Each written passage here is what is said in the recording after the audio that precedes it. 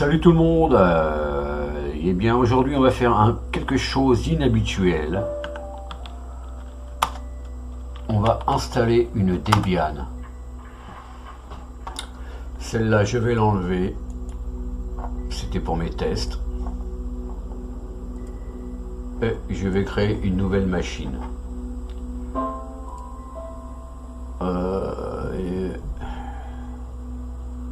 New machine. Voilà. Ok, donc, on va choisir cette option-là. Et on va prendre Debian. J'ai pris la stable, donc Bullseye.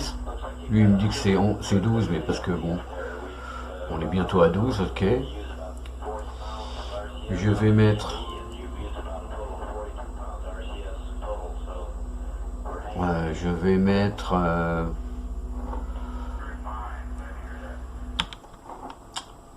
je vais mettre 4 Go de RAM.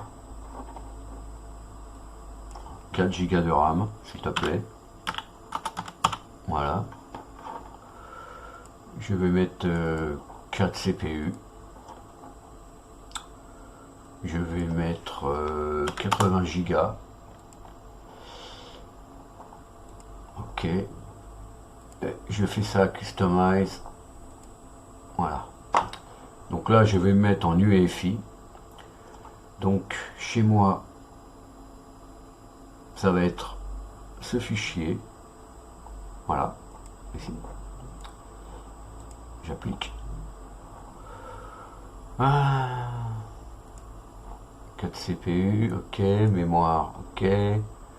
Boot option, ok. Mais plutôt, je vais faire disque SATA. Très bien. Tout semble correct. Donc je vais faire Begin Installation. Et on va aller installer notre Debian en mode texte et en mode avancé.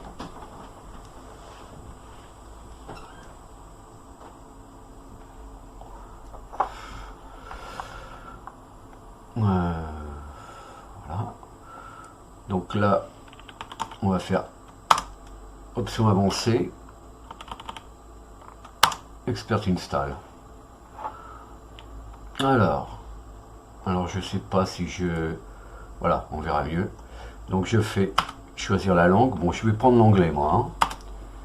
Par contre, ma localisation, on va faire autre, Europe,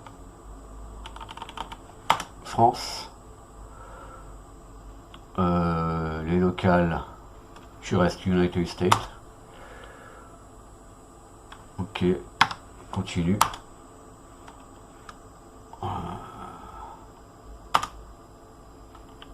Non. Configure keyboard. Donc le keyboard, alors on va prendre French. Ok.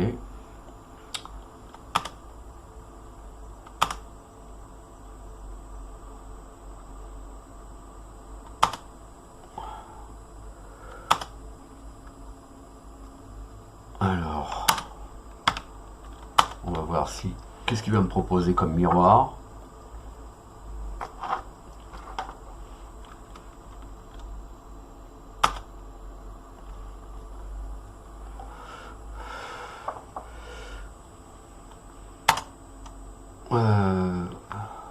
Oui, auto-configure network.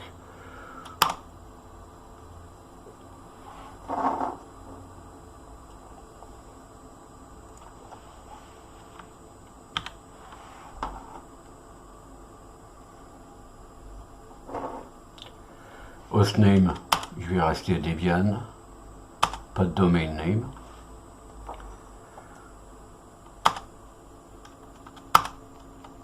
France. Et je vais prendre, je vais rester là.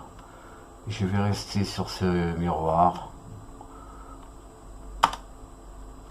Pas de proxy. Setup user. Enable shadow password, yes. Holo login as root. No. Comme ça j'aurai le sudo. New user, bon, je vais l'appeler test.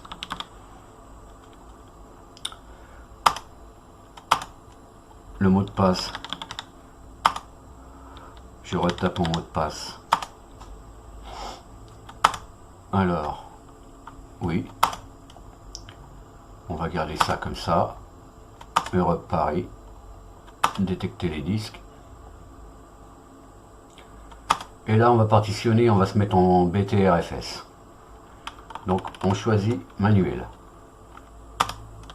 C'est une petite expérience. Donc, on va faire. Il faut que je fasse attention parce que là, il m'a mis. Je vais voir si ça va marcher. Alors, create a new empty, yes. C'est du GPT parce qu'on sera en... Voilà, donc là je choisis une nouvelle partition. Alors la nouvelle partition, on va se mettre en mégabits. Et je vais lui mettre 300 mégas pour la partition de boot, ça suffira. Au début du disque, je choisis FI System. J'en ai terminé avec cette partition. Ensuite, je descends. Une nouvelle partition. Toute la track. Et voilà, là, je prends BTRFS. Ok, mount point, on est bon. On a fini avec cette partition. On a fini avec le partitionnement.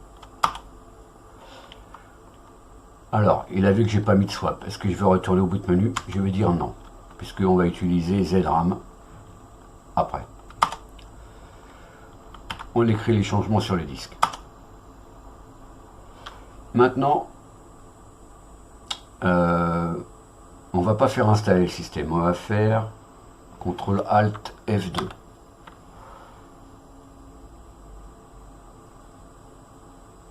Bon.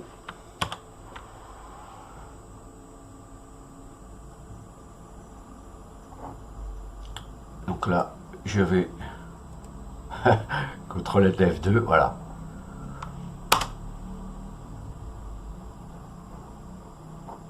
Je vais me mettre ici un peu gros. Alors, si je fais un df-h, on voit nos points de montage là. D'accord? Donc ce qu'on va faire, on va démonter nos partitions. Les monter d'une certaine manière. On va créer un groupe de partitions avec BTRFS subvolume create, et puis on va arranger tout ça. Alors ici on va faire umount, donc slash target slash boot slash fi. On démonte d'abord cette partition. Resource busy.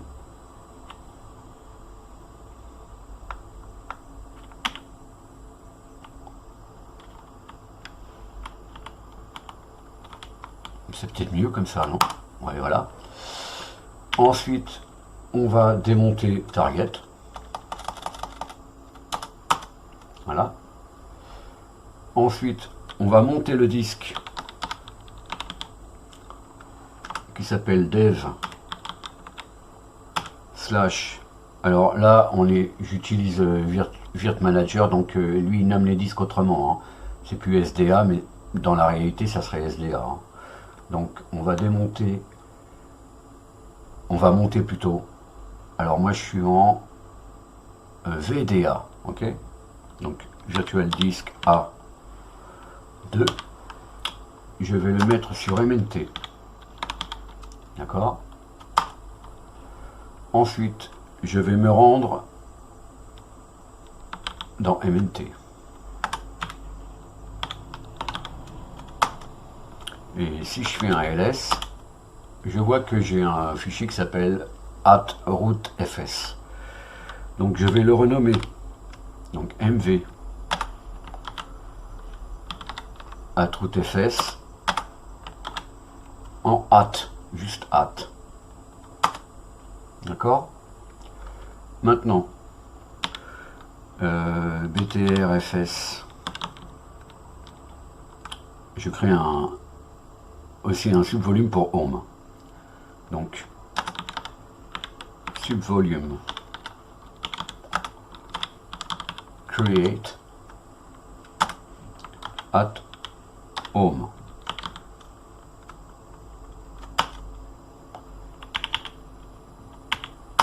Voilà, maintenant j'ai deux sous-volumes, d'accord? Maintenant je vais monter avec les options No Time,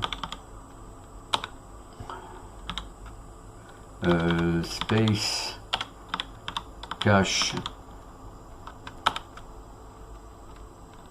Alors la compression, on va utiliser le ZSTD. On est sur un SSD. Donc on va mettre l'option discard égale async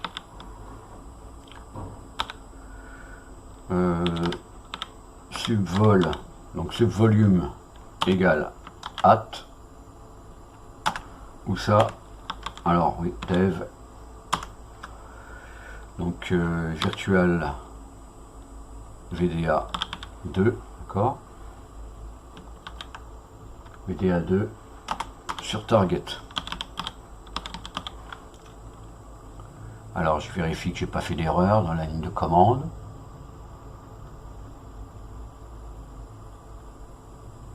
Ok. Maintenant je crée un répertoire que je vais appeler, enfin sur target, et qui est boot FI. D'accord. Ensuite je crée un autre répertoire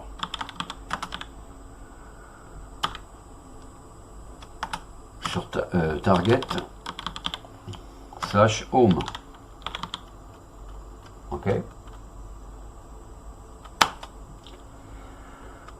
Maintenant je vais monter, bon, je vais faire pareil. Ok. Et ici je vais changer juste ça, je vais mettre home. Donc home sera sur une partition séparée mais sur ce même disque, d'accord, avec les mêmes options de montage, target / home.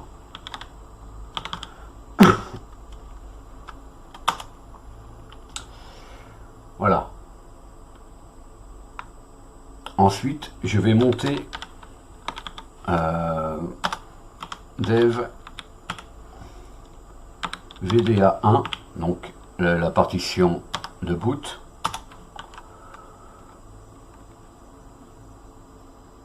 sur target boot FI.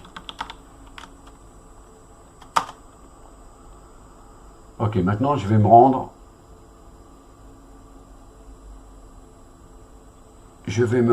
dans target ETC. Donc si je fais un ls, il y a juste le fstab, d'accord. Donc je vais utiliser nano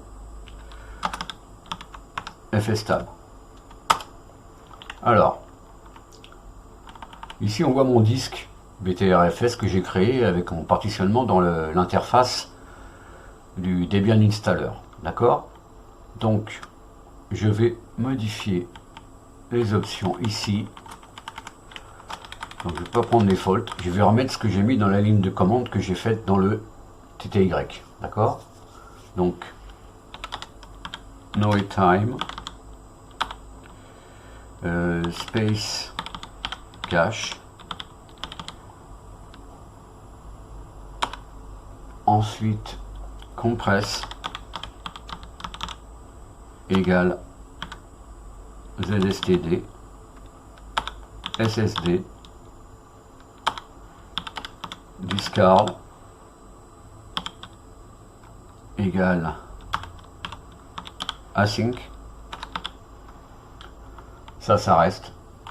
Et j'enlève le root ici. On a bien vu que j'ai mis at et at home. D'accord? Donc je vais me rendre au début de la ligne. Voilà. Ok. Maintenant je vais couper cette ligne. Donc CTRL K et CTRL U. Je vais la coller 2 fois. Et ici, je vais rajouter home. D'accord? Et je vais venir mettre le home ici. C'est tout ce qu'on a à faire pour l'instant. CTRL O, entrée, CTRL X. Ok, CTRL L. Voilà.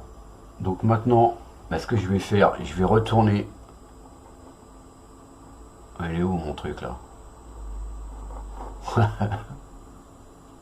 Ah, elle est où la souris là?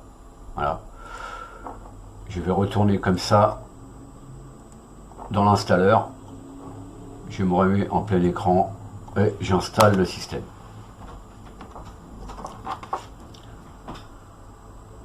Alors, on va faire... J'espère que ça va pas être trop long. Je vais peut-être couper pendant l'installation et revenir à la fin. Hein. Je vais voir si ça prend trop de temps. Je coupe les amis. Là, c'est la base. On va pas installer de desktop ou quoi que ce soit. On fera tout ça après, peut-être. Mais d'abord, on va aller jusqu'à la fin de l'installation. Et donc j'espère que ça va pas être trop long là.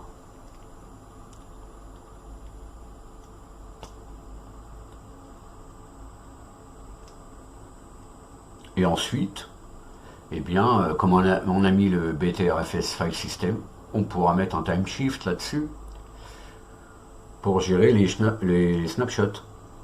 D'accord? Et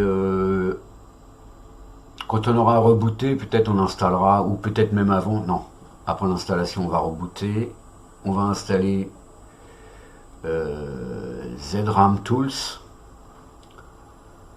on va configurer notre ZRAM, donc c'est ce qui vous permet d'avoir un swap. Hein.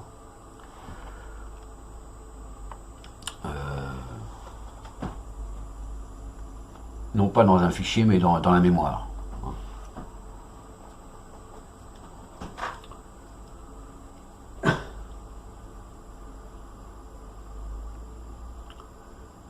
Et là, je rappelle, on est sur une bullseye, donc c'est-à-dire on est en stable. Et on verra comment installer le dernier kernel de chez Debian depuis les dépôts unstable, mais garder notre système en stable.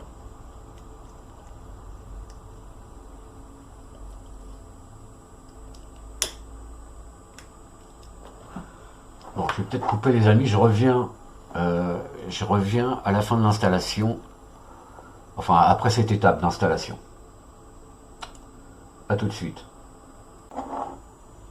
Alors, là on arrive à la phase d'installation du kernel. Je vais prendre le stable ici, 5.10. On a bientôt terminé l'installation du système de base.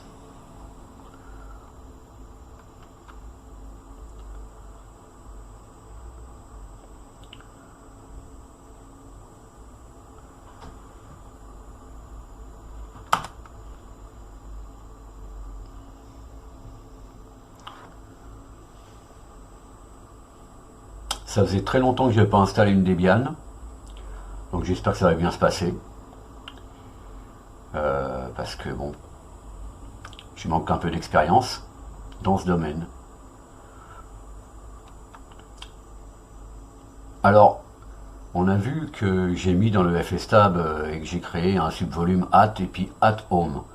En fait, bon, ça va correspondre à slash, hein, et puis slash home en fait. Hein. C'est important de laisser le at tout seul si on veut faire un home séparé. Parce que sinon, rootfs, voilà, c'est...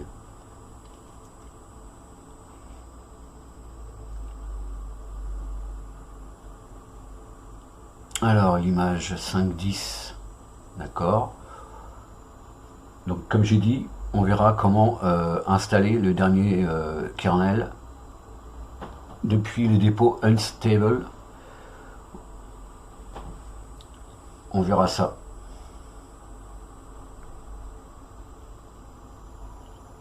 On va ajouter quelque chose dans notre source list.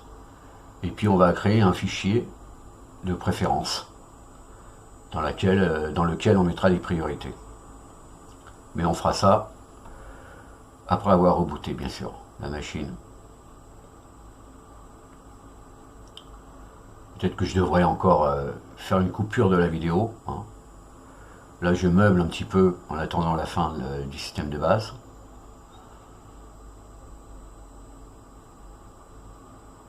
Alors, on va configurer le Packet Manager.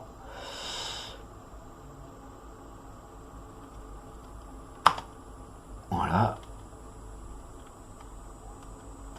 Oui. HTTP France. Use non-free software. Je vais mettre oui, pourquoi pas. Yes.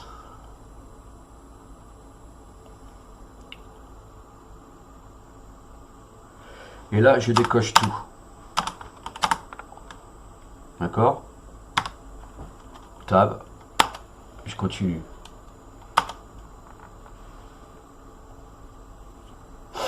Puisqu'on installe le minimum de paquets. Donc j'espère que cette phase ne va pas être trop longue non plus, sinon je vais couper. Et puis je reviens à la fin. Ah, voilà. No automatic update, d'accord.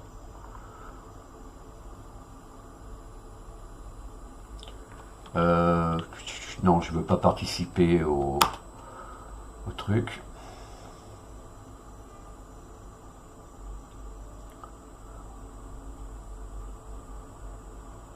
Alors, je décoche tout ça, je garde juste les standards système utilities.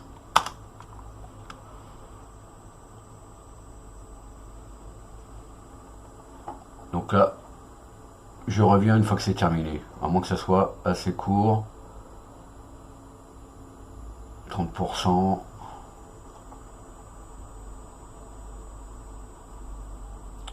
C'est un peu ça. Comme je le fais pas souvent ça, donc je sais pas trop ce que ça va installer.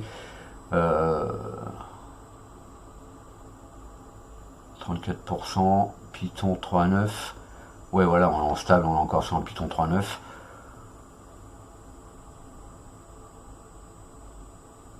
On verra après faire les updates. Hein.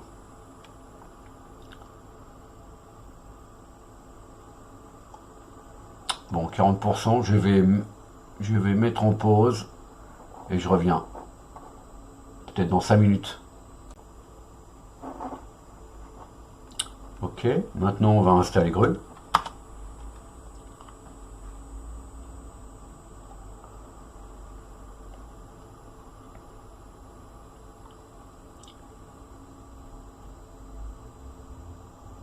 Oui, oui, vas-y, installe Gru. Ok.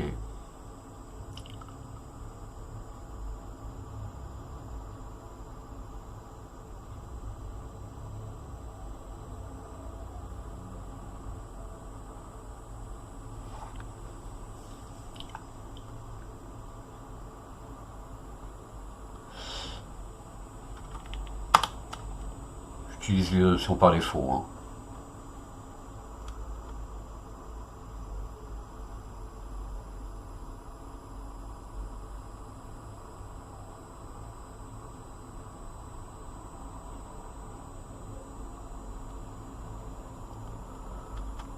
On finit l'installation.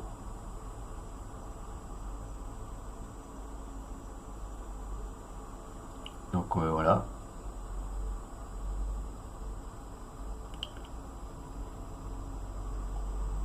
Donc normalement toutes mes opérations administratives, je devrais les faire avec sudo, hein, puisque j'ai choisi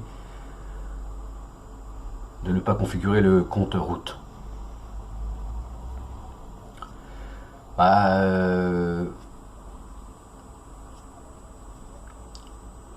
Voilà, je trouve que c'est mieux, en tout cas sur un système Debian, c'est mieux. Toujours un peu compliqué, je me souviens il y a des années j'avais du mal à comprendre comment ça fonctionnait, ce sudo chez Debian.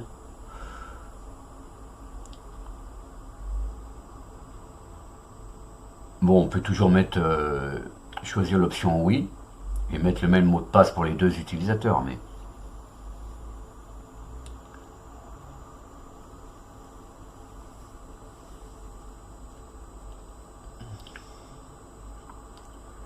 bon, vas-y, termine l'installation s'il te plaît, installeur.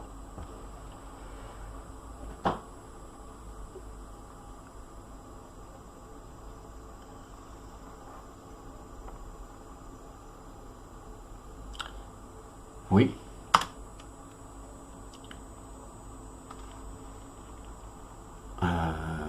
Complete, ok, continue. Et on reboot.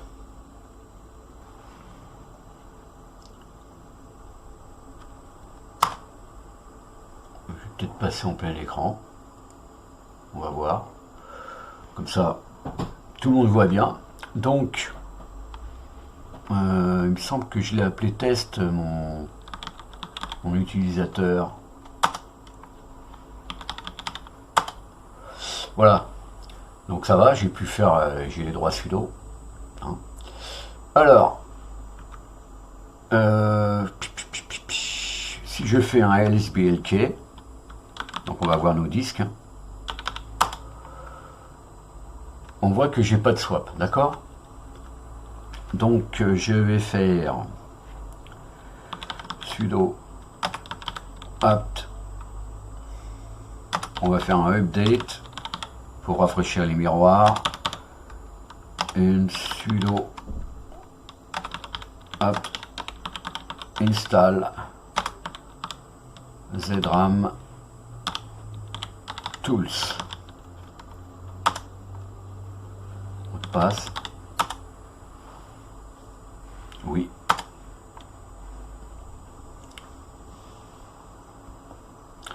Ok, c'est fait. Maintenant, on va éditer notre fichier. J'utilise Nano, hein, qui se trouve dans etc default. Il n'y a pas de complétion. Default ZRAM swap. Alors, l'algorithme de compression, bon, on va mettre ZST, hein, ZSTD. Et puis, là, je vais le laisser comme ça. Pourcentage pour la mémoire, donc CTRL O. Entrée, CTRL X. Donc là, on va pas voir, hein, tout de suite, ça va pas être actif tout de suite. Hein. Qu'est-ce que je voulais faire? Ah oui, alors, on va aussi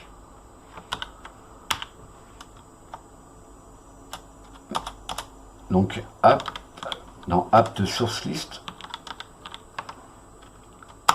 Ok, on voit que j'ai pool size, d'accord. Il m'a mis les sources, mais bon, on n'a pas vraiment besoin. Ici, je vais rajouter une ligne. Donc deb http deb.debian.org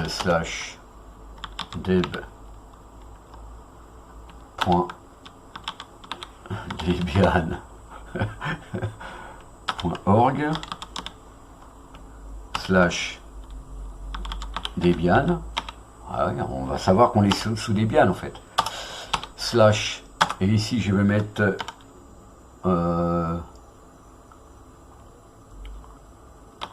unstable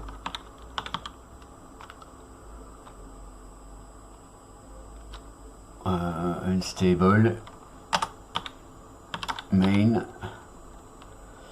Alors, ils ont renommé leur comment dire, il me semble qu'ils ont renommé non-free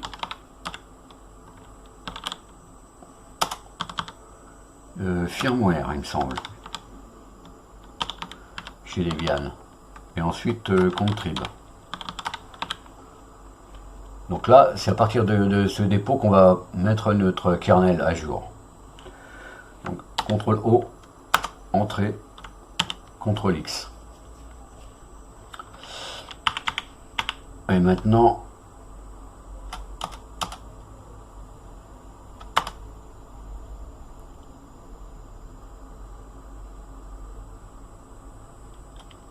alors ce que je vais faire, il me dit qu'il y a 297 qui on va pas faire les mises à jour.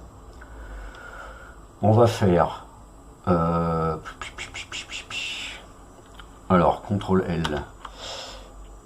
On va faire nano etc. C'est pas source list que je vais prendre. Je vais créer un fichier que je appelle préférences.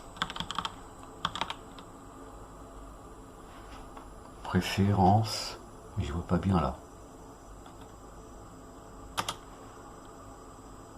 Préférences au pluriel, pardon. Ouais, c'est ça. Donc, alors dans ce fichier, qu'est-ce qui va se passer? Eh bien, on va mettre package, deux points, tous, ensuite pin, deux points, release,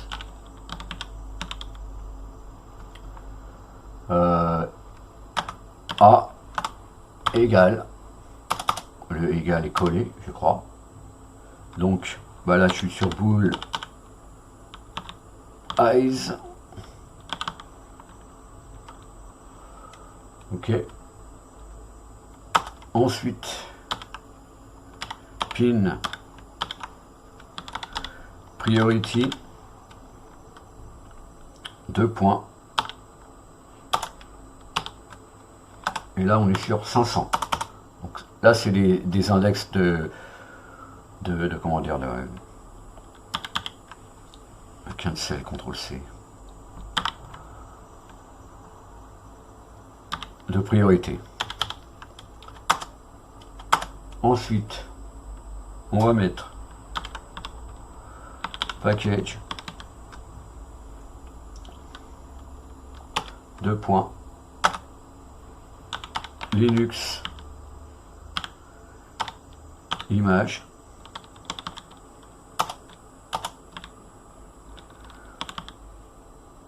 tiret AMD 64. D'accord. Pin, deux points, espace, release, A égale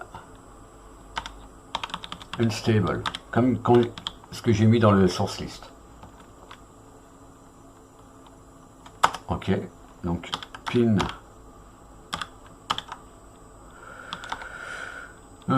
priority, pin priority, deux points, et là je mets 900. Moi, c'est vrai que j'ai pas le pavé numérique. 900. Ok. Et puis je peux faire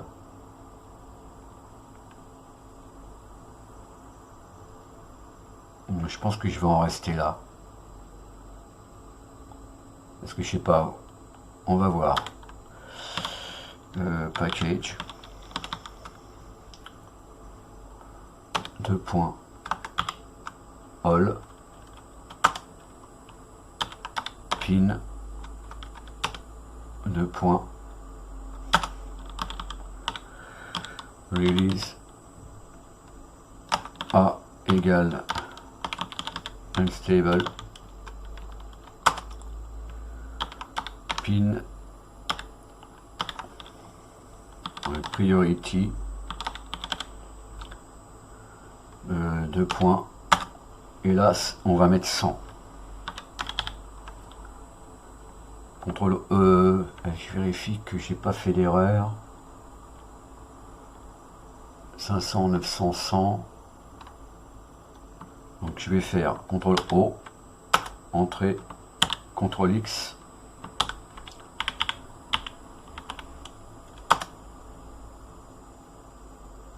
Voilà, là.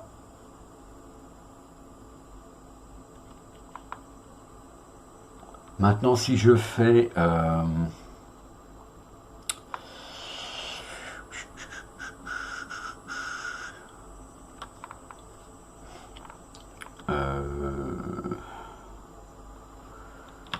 apt, ah non, sudo, pardon.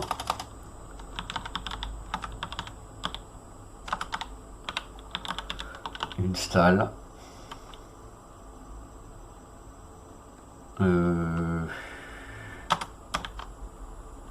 T unstable. Donc là je choisis mon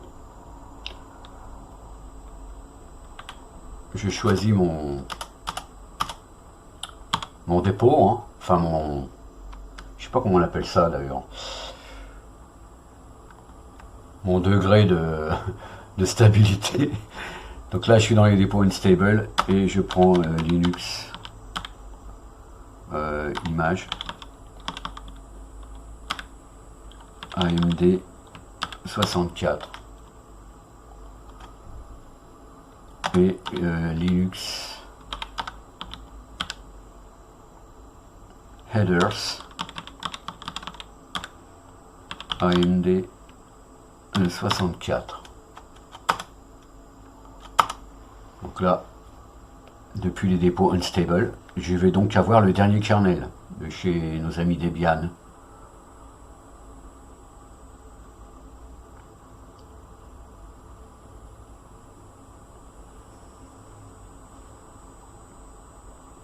Donc là, je fais Q.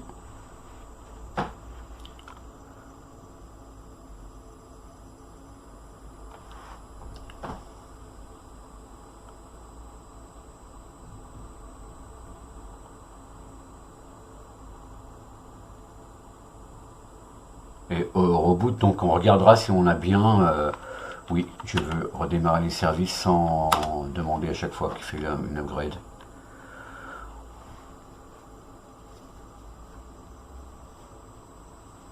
Donc oui, je dis au redémarrage, on verra si notre ZRAM a été mis en place.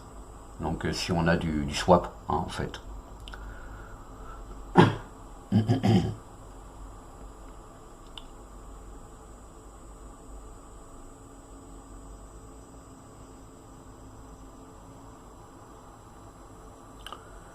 Alors, bon, comment dire, c'est pas très recommandé ce que je fais, hein. Si vous n'êtes pas vraiment attentif à tous ces paliers de stabilité chez Debian, bien faire attention. Donc si vous voulez le dernier kernel, c'est comme ça qu'il faut faire. Mais maintenant,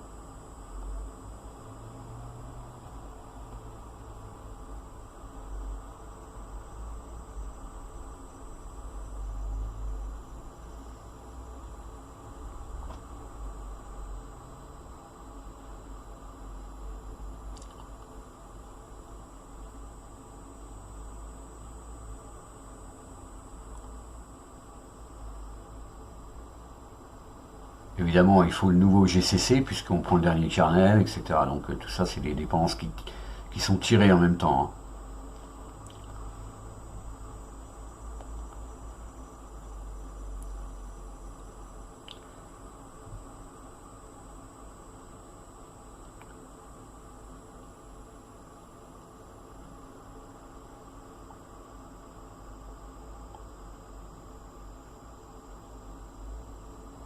Donc, c'est un petit peu long, hein, ça change un petit peu de Pac-Man. Je trouve un petit peu long quand même, mais bon. Il faut être patient avec Debian.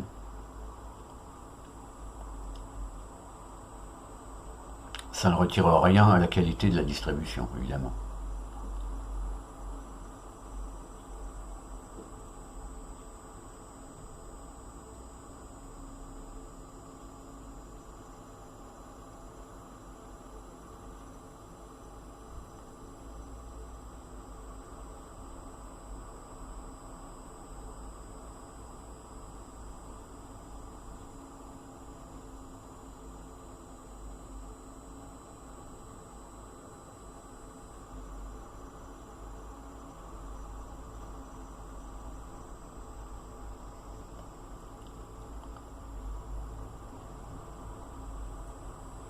Alors, pourquoi j'ai fait ça en mode texte à l'installation tout à l'heure? Ben, j'ai essayé en mode graphique, mais je sais pas ce qui s'est passé. Je me suis retrouvé avec un système en lecture seule. Donc je pouvais pas faire grand chose. Donc j'ai décidé en mode texte. Moins il y a d'interface entre l'utilisateur et le système, mieux ça va, hein, moins il y a de bugs. Donc c'est peut-être dû aussi à la virtualisation, j'en sais rien. En tout cas, quelque chose s'est mal passé. Donc c'est un peu pour ça. Alors on voit notre noyau maintenant, on n'est plus en 5.10, on est en 6.1.09.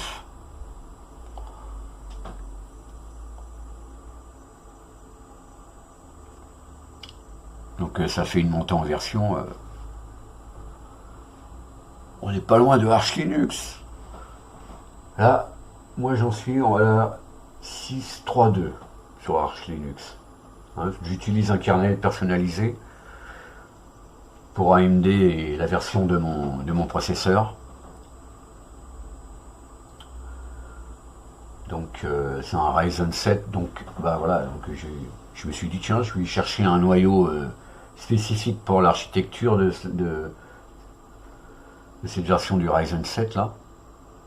Donc c'est une ZenVer 2, donc Zen version 2.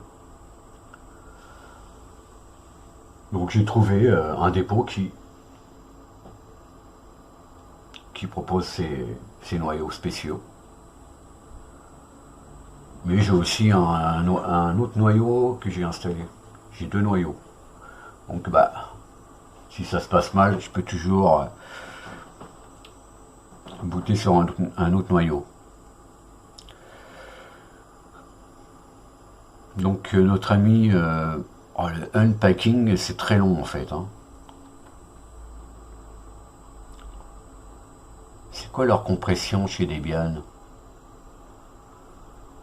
des paquets là?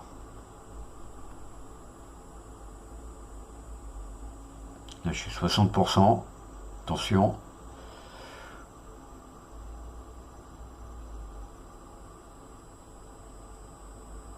Ok, donc Grub a régénéré sa configuration. Très bien. On arrive à la fin. Du local.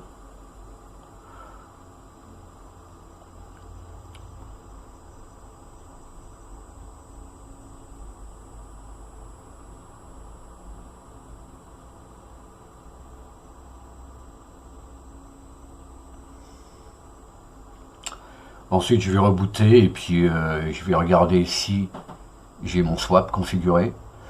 Et puis, on installera Timeshift. Et puis, on fera un point de restauration. Voilà. Donc maintenant, je peux faire sudo reboot.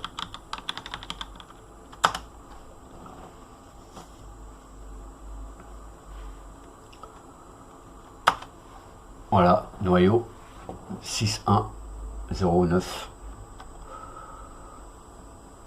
Et je suis toujours en Build Eyes, hein, Debian 11. Donc, test. Voilà. Donc,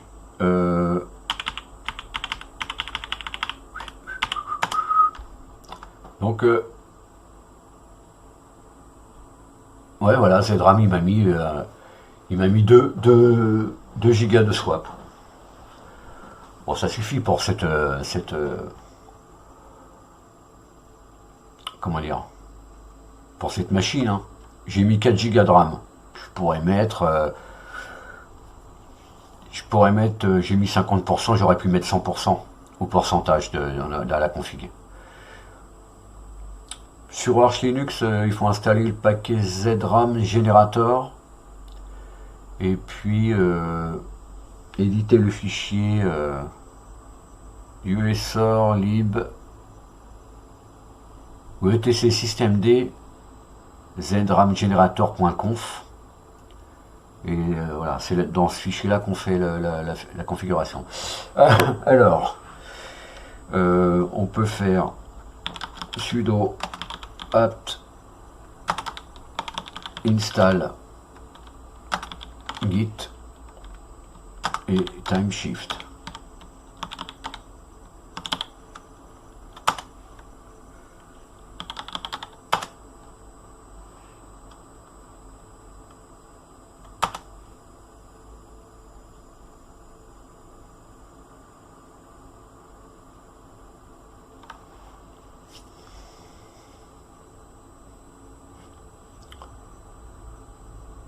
Git, pourquoi? Peut-être dans une autre vidéo, j'installerai DK Window Manager sous Debian et on verra, juste comme ça pour rigoler un peu, pour voir ce qui est possible de faire sous Debian au niveau des Window Manager, parce que je sais que en tout cas ça c'est un Window Manager qu'on va compiler nous-mêmes, donc il n'y aura pas de souci, parce que ça m'étonnerait qu'il soit dans les dépôts. Donc notre seule option, ça va être de le compiler. Là, je fais juste l'installation de timeshift. Et puis, on va créer un point de restauration. Après, voilà.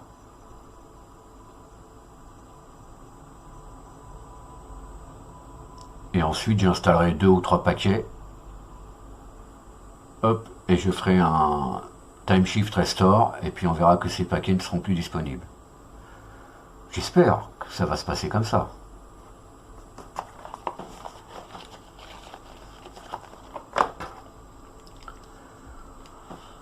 Ah, dis donc, c'est un peu long là, mon ami. Fou. Je vais pas couper la vidéo là, parce que ça va faire 3 bouts à recoller.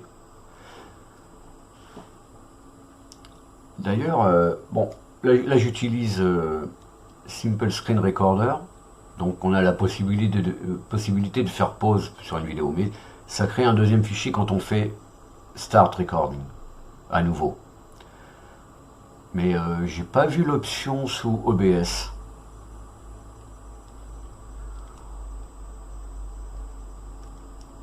Bon, ça revient au même, hein. On fait Stop Recording et Start Recording, et puis voilà, ça fait un deuxième fichier, mais...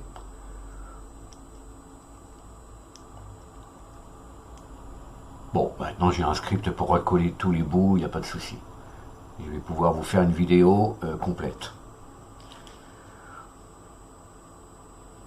FFmpeg, notre ami FFmpeg, voilà.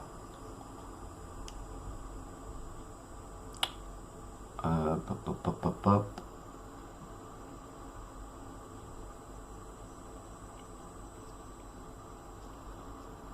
Allez.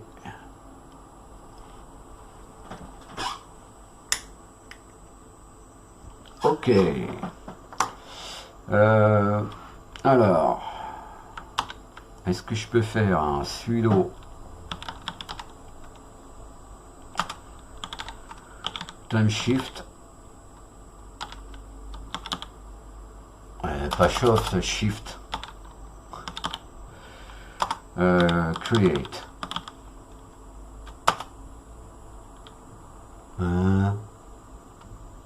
create, d'accord.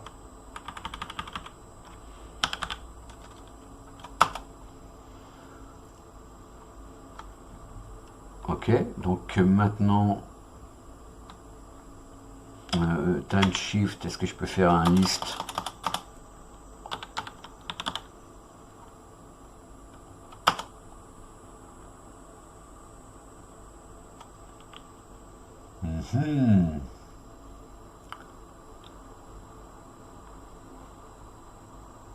Saving, ouais, pourtant.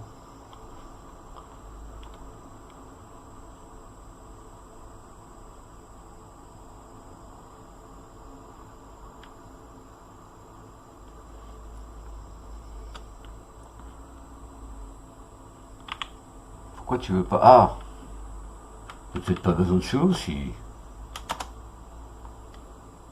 Ah si, il y a besoin de sudo.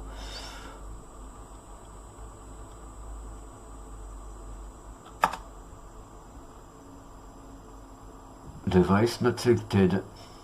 Ah.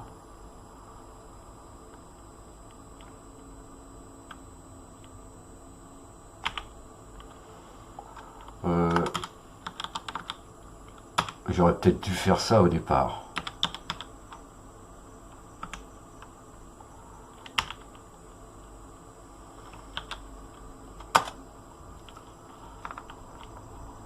Ouais, en crayon, je l'ai pas fait en fait. Bon. Faut que j'apprenne un peu à me servir de time shift. Bon, c'est pas grave. Bon, je vais apprendre et puis la prochaine vidéo, je vous en dirai plus, les amis. En tout cas, j'espère que ça n'a pas été trop long. Je vous dis donc à la prochaine. Et d'ici là, portez-vous bien. Salut!